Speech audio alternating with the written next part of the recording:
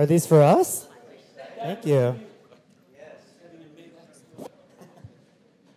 Yes, put the two tall guys in the back on the stools. Yeah. It's true. There you go. I was worried, Joe, I'm concerned. This pillar here, no one can see you. Can we just move this whole stage over to You the right? stage direct. And I just want to start, welcome to the 60s, since that's what you guys are all about, kind of wrapping your voices around the 60s sound. And since before anybody vocalizes, you need to warm up a little bit. So I thought we would start with a lightning round. Quick questions to wet the pipes. So, Kristen, where do you keep your Tony Award that you won in 2006 for Jersey Boys? Keep it on the mantle in my office, next to some Chinese art. Always polished and dusted? What's that? Well dusted? And Oh, yes, the kids get it down every day and play with it. So, yeah, it's well dusted. Okay, cool. Michael, any relation to Eva Longoria? And how often do you get asked that? I get asked that a lot, and if that means that my drinks are free that night, yes, she's my sister. No, not at all, actually. Daniel, what's the strangest thing a fan has asked you to sign? Oh.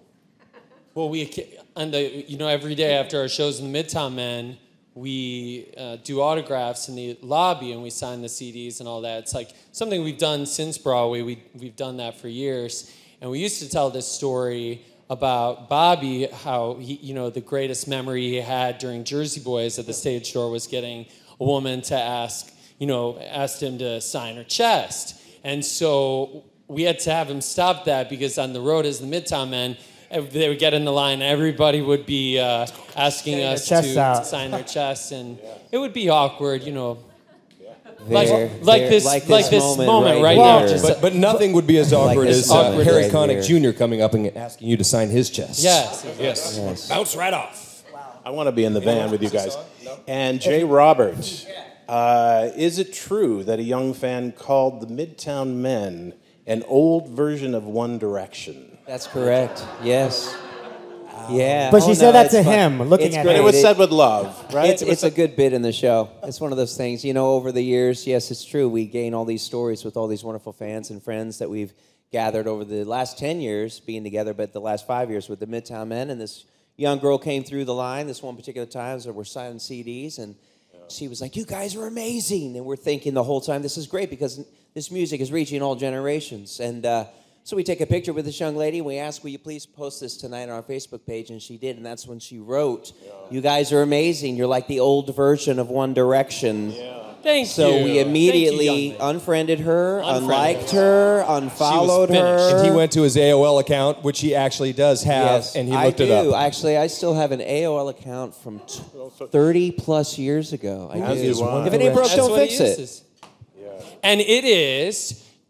Go ahead, Joe. Yeah. Well, now that you're warmed up, it's been 5 years, 400 concert. You four guys met on the original production of Jersey Boys, still going strong, still a big blockbuster. And you're wrapping your North American tour with what you're calling sort of a New York homecoming, a Saturday night, 8 o'clock at the Beacon. Where? Where is it again? I think it's on the Upper West Side at the Beacon. Saturday night at the Beacon, you're right. 8 o'clock, yeah. And then we'll be at Waterbury Music Fair on Westbury Music Fair Friday night. Wow. And then, of course, the Beacon on Saturday. We just can't believe that, after touring, we've been cities we had never even heard of before we started touring. And then, of course, great big cities that, we had visited when we were younger, all as the Midtown Men. And now, finally, after hundreds of shows, we're playing in New York City on Saturday night. Yeah. So excited about it. Thank you. See you there. Kristen, you said what makes the Midtown Men tick is connecting with an audience and the audience connecting with you guys. What makes a New York City audience a little different? Well, I think a New York City audience is slightly different in that we have a longer history. So many folks from the area came to see us time and time again on Broadway. But the great surprise is that as we're touring the country, which we've done now for 5 years, every city has become a homecoming of sorts because we run into fans and friends in the most obscure places that bring their playbills or a picture with us and either them or their daughter when they were kids and or now, their chest. Well, yeah, or their chests, and some of them have improved, some have not. Now, you have some special guest stars at the concert. Daniel, maybe you could talk about that a little bit and how the mix is changing and how this performance will be a little different. It's going to be really a special show. I mean, one thing we wanted to make the show at the Beacon very special, kind of stand apart, a celebration of not just our life together. We've been singing together now for 10 years, which has just been blowing our mind this year.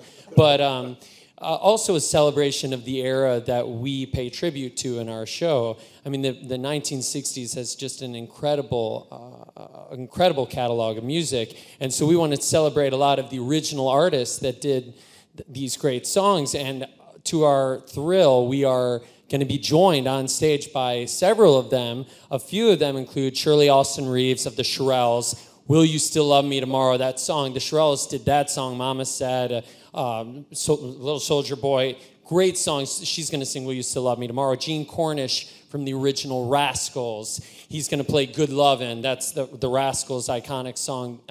And then we have others. And not only are we going to have these great stars on stage, but there's also many 60s iconic stars who are going to be out in the audience watching us sing. And so it's going to be just a huge party. J. Robert, you've said that you love being able to sing California Dreaming, and that the mamas and the papas really just resonate with you. Now, I don't think were you born even in the 60s? And I'm just curious, how the 60s, okay. 1869. Yeah, all right. What it is about that song in particular and about that era that really speaks to you? Well, I can just remember traveling a lot with my family on the road as we were growing up as kids, moving from place to place to place, and that radio and that yellow station wagon with the wood paneling. That really was the jukebox of my youth. And that particular song, along with all the other great songs of the 60s, truly, that particular one, it just resonated me with the four-part and the I had never heard, when I was a young boy, I really was listening to boy bands, and then all of a sudden here was something that had two other artists involved, two female artists, and it was great having four sisters and a mom because they could tell me all about, Joni Mitchell. They could tell me all about Emmylou Harrison. They could tell me all about, all of these wonderful female artists, and obviously, the mamas and the papas were that. So for me, it brings me back to my mom and my sisters and our discussion with that.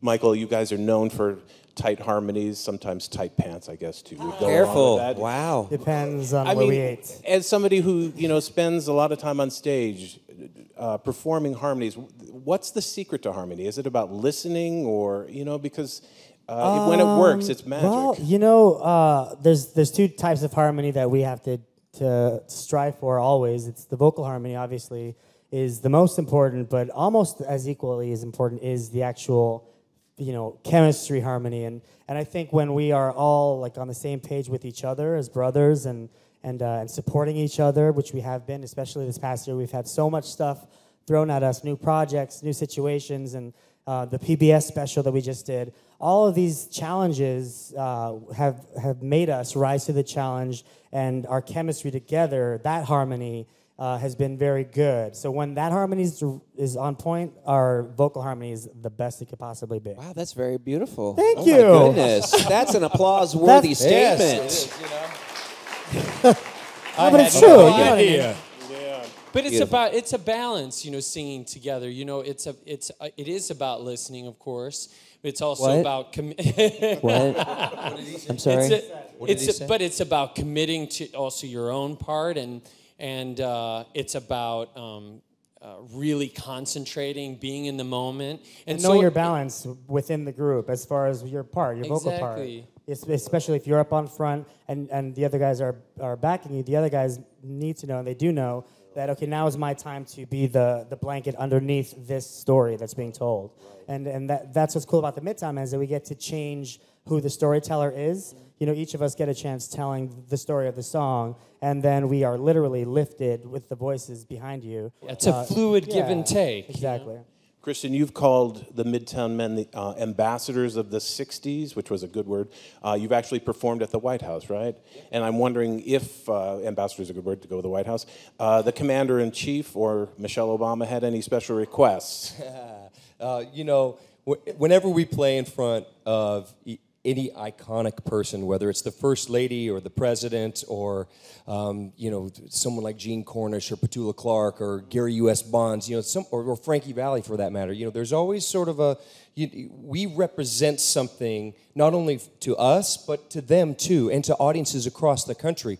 They're looking to us as the representatives or the ambassadors of the story, of the tune, of the music, of the era, of the memory.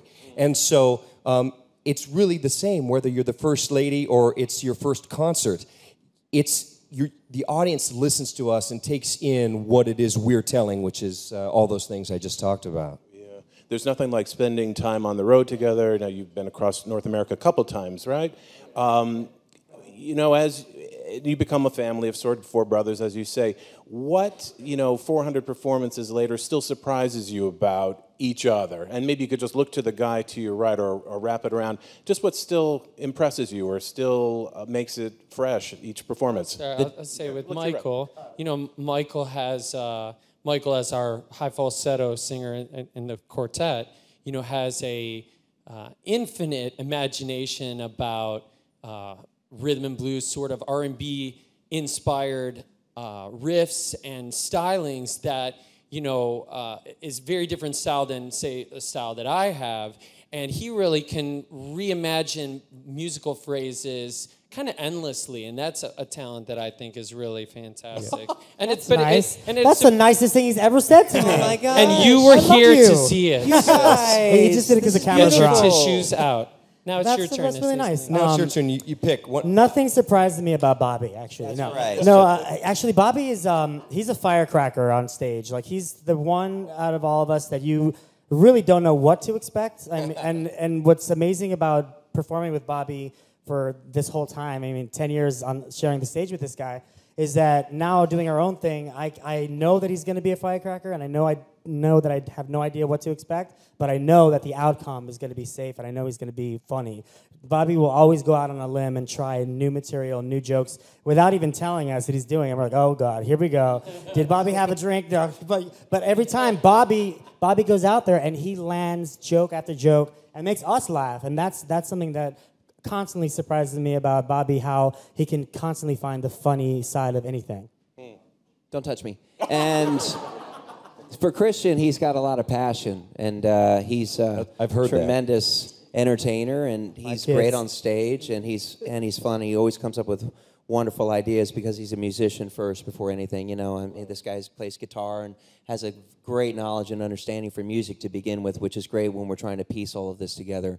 He's got some good moves too. We all choreograph everything, and so I know there's just a huge, for all of us, we each bring a different, unique piece to making this all work. And these are just some of the highlights. There's a lot more that we could dive into about each other, but these are just some of the highlights. Yeah, about Daniel. Christian? Yes, are you ready? Okay. My highlight. Oh my gosh, don't be nervous.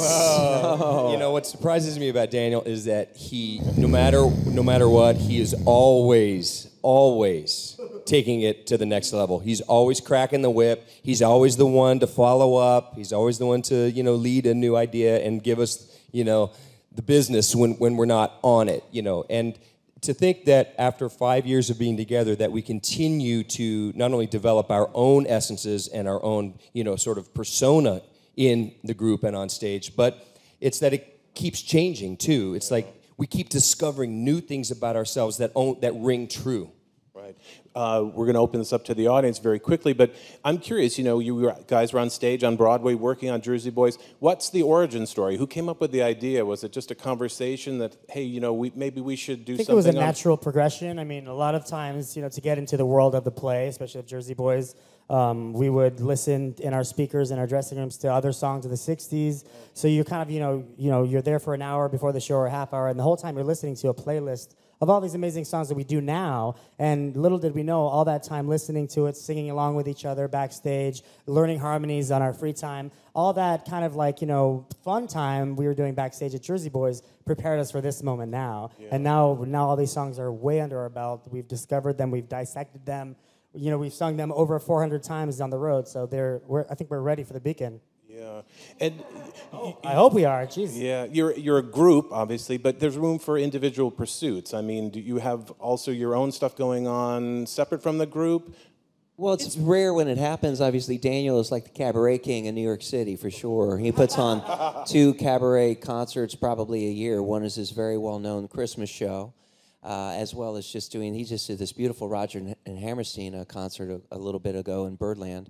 But for myself personally, I'm doing something right now. I'm playing Abraham Lincoln in a new musical called Uncivil War. It's a comedy. Okay. And we're doing it now only because the summertime is when we actually kick back a little bit. We really go hard as a group from the fall all the way to the spring, and then the summer tends to be when we tend to relax a little bit. So it's a good opportunity. It's pretty to just busy, kind of though, squeeze that in. overall, really, we haven't worked on anything else besides the Midtown Men, because we're doing sometimes 15 concerts a month across the country. Could be on both sides of the country and up and down, all within 1 month. So this is our full-time thing. What we did when we started the group, we set out to build a brand and a lifestyle, not only for us but for our audiences. So that's taken a lot of commitment and also a lot of sacrifice, and we've all let go of many opportunities, but happily. It's like it's basically a reinvestment, and so we're all happy.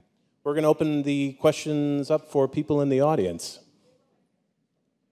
Hey, how's it going, guys? Okay. I'm good. This question is from my grandma, Martha. She's obsessed with you guys. She said she'll take you over One Direction any day. Amen. Yes. Martha. Thank you, Martha. Martha, my dear. We love She you. wants to know, I'm assuming for each one of you gentlemen, what is your personal favorite Frankie Valli Four Seasons song? I love Marlena. He didn't say sing it. Oh. That's my fave. I love Let's Hang On. Let's hang on to what we've got. He didn't say sing it. Sorry. I love Dawn. It's always been my favorite. I was gonna say originally when I was playing Frankie and Jersey Boys, my favorite song to sing was "Bye Bye Baby" because it was a very dramatic part in the play, and where you're basically saying goodbye to your daughter, and I just remember like in that moment on stage, like living and being in there and like really feeling like I was a person. But now on the road, I feel like it's morphed. It's gone from Bye Bye Baby to Dawn, but Dawn because we get to do it our own way. And in Jersey Boys, we got to, pretend we were singing for thousands of people in stadiums. And then now we get to do Dawn exactly like that. We don't have to pretend. And it's every time I do it, I kind of have that moment of like, oh, wow, remember when this used to be pretend? And now, like, here we are in a big stadium, and we're actually singing these songs for real Do you guys people. remember that day in tech when they discovered how Binkley, our lighting designer, discovered that look with the stadium lights? I'll never forget the roar and the hush, and at the same time that came over all the creative team and the actors. Literally, we took a break. 20 minutes later, boom, we step up there, and all of a sudden, and that iconic view when you're behind the Four Seasons looking out at the audience, but you're actually looking upstage. That was a brilliant move, and it was an accident. Yeah, no, it's so cinematic. It's awesome. Yeah. Another question. Thanks, man. Hey guys, big fan of Jersey Boys. What's the most rewarding part of the process for you? Is it the energy of the audience? Is it legacy that you leave, or is it your own development within the? I'm pretty blown away. I mean, as we said, it's been 10 years, and I think it's right now the 13th longest running Broadway show in the history of Broadway, which is crazy. So to think, that's such a nice question. I'm just very proud that I was a part of that, and that I, got to be on the original album and the poster and all that stuff. But it's really, it does make me proud to really experience every day I live here in New York City. Every day I see something Jersey Boys. I'll see it on, on the side of a bus, or I'll see it on a Family Guy episode, or I'll see it, it pops up every single day. And so just to be a part of something that was that successful is something that makes me very happy. Something amazing about that experience as a performer. I mean, all of us grew up singing when we were little boys. We were singing or dancing or something. And I remember singing for crowds and as a soloist and singing and not really, and always being really, really scared. But playing Frankie and Jersey Boys with these guys and playing for guys that were out of nothing became these huge stars. And getting that relationship with the audience, that's something of the process that I took away from Jersey Boys was being able to develop a relationship with the audience as a whole. The audience pretending, or not pretending, every time they laugh as one. Every time there's a gasp, you hear everybody, you know, so it's almost as if you're with one person out there. So to be able to develop that relationship with each audience and treat them as that one person, that's something that I learned from Jersey Boys and still hold every time I perform. Yeah, I think that's the greatest thing for me too, is that connection with the audience and the thrill of performing live and keeping a tradition alive and singing live with people and with audiences and celebrating music. I think live music is something that's so great, and the fact that we get to cross generations and tell stories and represent Broadway with our pedigree, you know, as Broadway actors. And then we've crossed genres into the musical world. I mean, that's really exciting. Whether you like it or not, it's palpable how exciting that is when we get to cross back and forth. I think we have time for one more question. That'll be all Thank questions, you. folks. My No phone more. number is No more questions, please. Seriously, we gotta go, Guys, come on. We got other things to do Sorry. today. Plane to catch. Please. There. Go, she has one.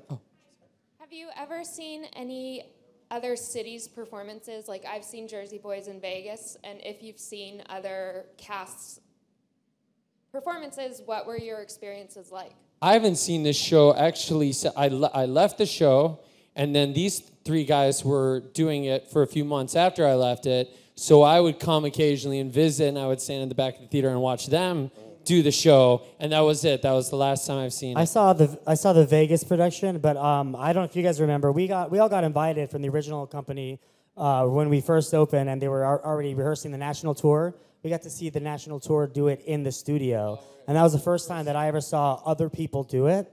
So to see, like, at the time I was playing Pesci, so to see somebody else come out and be Pesci, and I was like, oh my god, like it was very cool. It was cool. I never saw it, but I have a feeling that possibly, 20 years from now, I might see one of my kids do it on stage somewhere. I have a feeling, it'll be around a long time. I had a similar experience. I was the whole time I was on stage, and as Tommy DeVito, I never once saw a performance, and I really didn't want to break that that perspective or that point of view for me in my performance. I kind of wanted it to be just this internal thing. I didn't want to see it from the outside. I know a lot of actors are like that with their screen performances, but it wasn't any choice that I made. I knew it wouldn't help my performance or inform the character. It was already complete. But we supported those guys. We taught them all sorts of stuff and tricks and embraced them and continue to do that with companies worldwide. I think these guys could go on, but I think they also have a performance. We could talk about ourselves for hours. Yes. Shucks. So I appreciate your time and talking. Yeah, Thank you, Joe. Thank you very much. Thank you, everybody. We'll be back in a minute to sing.